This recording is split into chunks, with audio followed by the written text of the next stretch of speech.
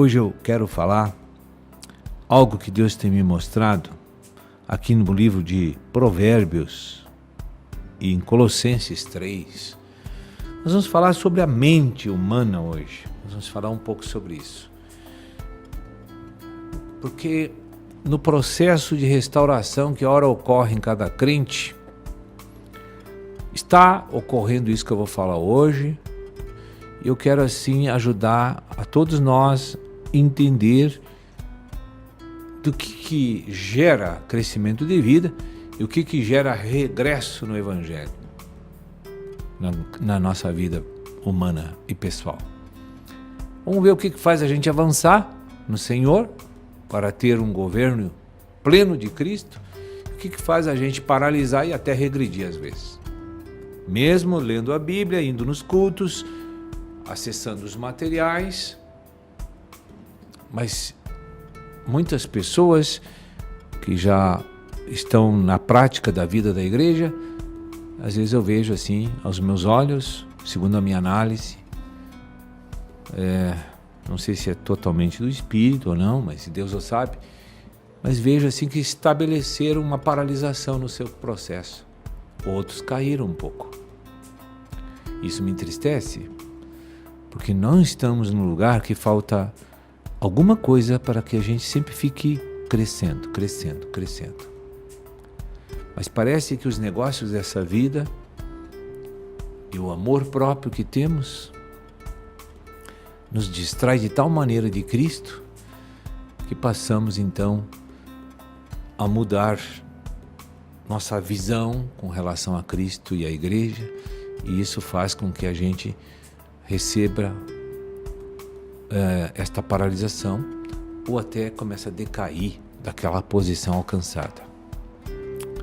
Quero ler 2 versículos com os irmãos, que um está em Provérbios 23:7.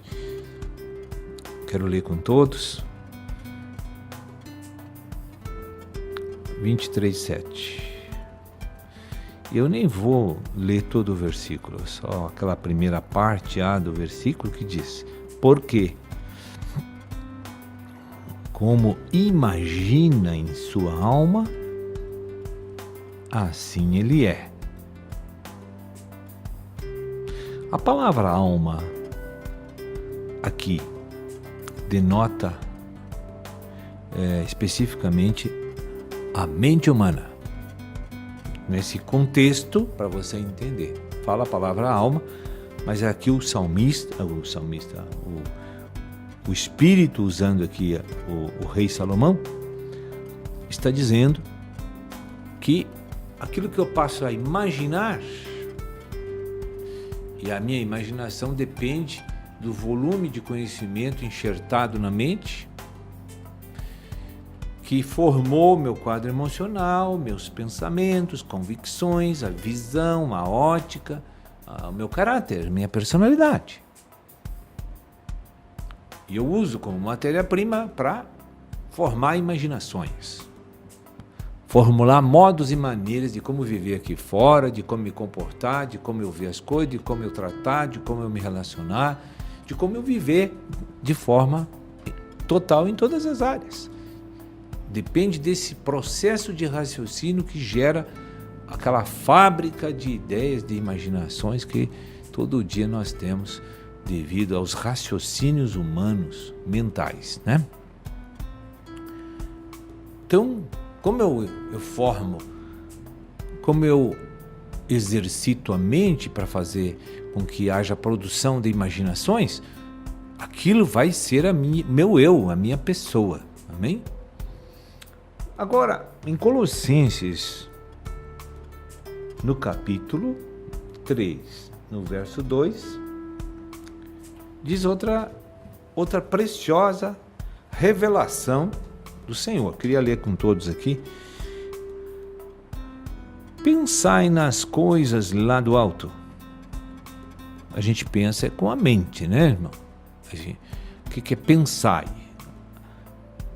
O verbo pensar quer dizer que você vai vai fazer a mente funcionar, pensando num conteúdo, né?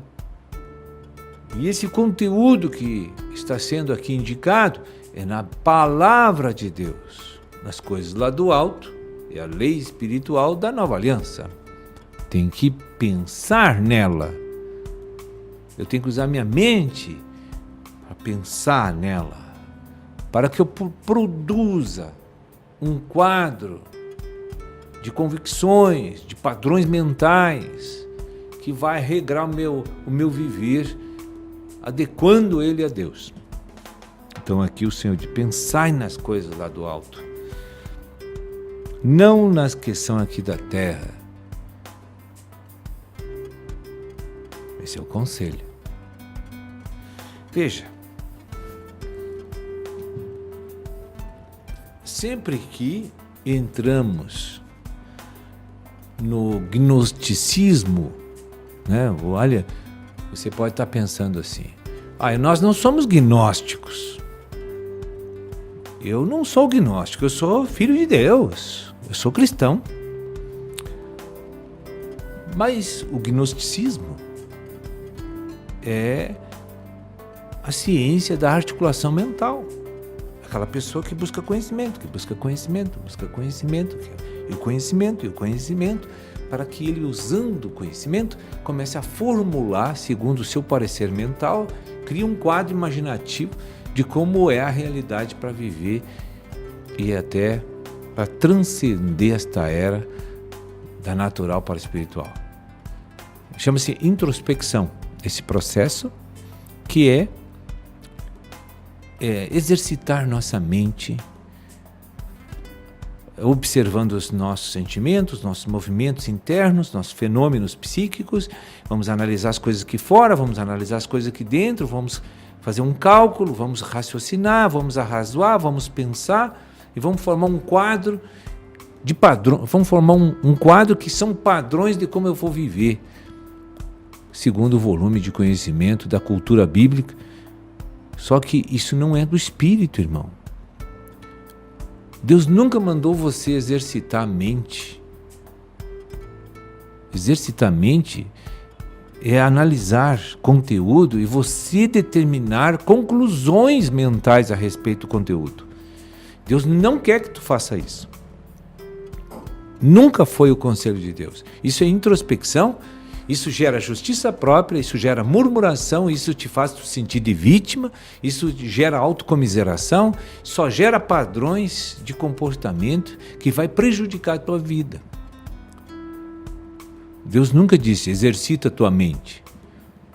Quando Deus, na sua verdade, na sua palavra, Ele mandou eu pensar em Cristo aqui, no Colossenses. Ele mandou eu pensar em Cristo. Quando eu penso em Cristo, movimenta meu espírito. Porque eu não estou fazendo cálculos racionais, não estou usando de calculismo, não estou usando de observância mental para tirar conclusões para o meu viver. Ou até como tratar os outros, como me relacionar com os outros, como lidar com Deus, como lidar comigo. Não, Deus não manda tu fazer isso. Deus manda tu pensar em Cristo, pensar na palavra. E quando você pensa na palavra, você compreende a palavra. Quando você compreende a palavra, você está agora conhecendo Cristo. E quando tu conhece Cristo, tu não precisa raciocinar. Porque os conselhos são aprovados, comprovados, provados e comprovados 7 vezes. Não tem que pensar. A mente só é para buscar entendimento da letra. No momento que eu obtenho o entendimento da letra, eu devo obedecer a letra, para que meu espírito seja exercitado. Então, é na prática da palavra que eu exercito meu espírito. Cada vez que eu me movo para fazer o que Deus mandou, se eu estou fazendo o que Deus mandou, é porque eu já estudei e compreendi o princípio. E eu não precisei raciocinar, eu não precisei incluir, não precisei tirar nada, não precisei fazer cálculo. Não, eu entendi o absoluto. A verdade é única. ela é absoluta. Então agora, minha mente foi usada para captar uma ordenança que eu devo praticar. Isso não é raciocínio, isso não é introspecção, isso não é gnose, não. Isto é conhecer Cristo. João 8,32. E Jesus disse: conhecereis a verdade, a única, não tem duas. Ele está falando, é aquele livro que te dá cultura bíblica, espiritual. Eu falar de Deus contigo, meu filho. Cristo ascendeu os céus, mas Ele não me deixou desamparado e nem faltoso. Ele disse, está aqui a palavra, leia e pratique. E teu espírito vai se exercitar. Quando você vai na academia, você tem um corpo raquítico, pequeno, aí você acha que está muito murcho. Você quer ficar mais robusto, você quer ficar mais musculoso, quer tirar as gordurinhas talvez, quer colocar mais massa no corpo para ficar mais atraente, para ficar mais bonito, para distribuir o corpo, para ficar mais redondinho, sei lá. Aí então você vai na academia, aí você tem um braço muito fino, você vai lá, vai fazer exercício, vai exercitar o teu físico para o teu físico crescer. Não é assim? Ninguém vai numa academia para reduzir a parte muscular, né? Às vezes vai para tirar as gorduras, que são os excessos, né? Porque o excesso também fica feio. O que é insuficiente também fica feio. Então a pessoa quer ficar na linha mediana, né? E aí então começa a exercitar o físico. Quando exercita o físico, o corpo fica saudável, você tem uma forma física maravilhosa, você tem uma aparência boa, as pessoas olham para ti e vejam que você está organicamente vigoroso, né? Se você exercita a mente, você desenvolve a mente. Mas se você desenvolve e exercita o espírito, você faz a nova criatura crescer. Você precisa compreender isso. Então o crente, ele diz, eu não sou gnóstico. Ah, não. Será que não? Você exercita a mente e depende dela. Não é gnóstico? Essa religião chamada gnosticismo, sabe o que ela pensava de Cristo? Um homem que foi um bom homem, um espírito maravilhoso de luz, né? Tem vários que nem ele, tem vários homens nessa geração aí que foram grandes que nem Cristo. Não, irmão, Cristo é Deus. Ele recebeu a deidade de Deus. Cristo é Salvador, é Senhor. Ele é o Filho de Deus. Está entendendo, irmão? Ele não é como muitos que intermedia entre Deus e os homens. Tem só um, esse Jesus, o Cristo. Ele não pode ser comparado com os mestres ascensionados. Ele não pode ser comparado com os profetas do Antigo Testamento. Ele é especial. Ele é Filho de Deus, ele é o Salvador, ele é o Senhor universal. Não tem outro. Ele é o único que pode dar vida para as pessoas que estão mortas e que estão na carne e que estão condenadas. Os outros não podem. Então, quando uma pessoa exercita a mente, ele vai perder a fé completamente em Jesus. E é por isso que a apostasia toma conta de muitas almas. Porque ficaram muitos anos só com a mente, e analisam a mente, e formam padrões, e formulam conceitos humanos, e querem viver de forma... Porque a mente passa a ser o Cristo deles. Mas a mente é carnal. É o espírito que é perfeito. E ele tem que desenvolver para reinar dentro de nós. Então, se você quer crescer espiritualmente, você vai ter que usar a mente como uma ferramenta de captar a palavra. Depois, parou. Só praticar. E conhecereis a verdade, e ela te liberta de Satanás e da carne. Te libertou da cabeça na regeneração maligna, cabeça maligna de Satanás, e vai te libertar do corpo do pecado através do exercício do Espírito. O Espírito tem que se exercitar, tem que praticar a palavra.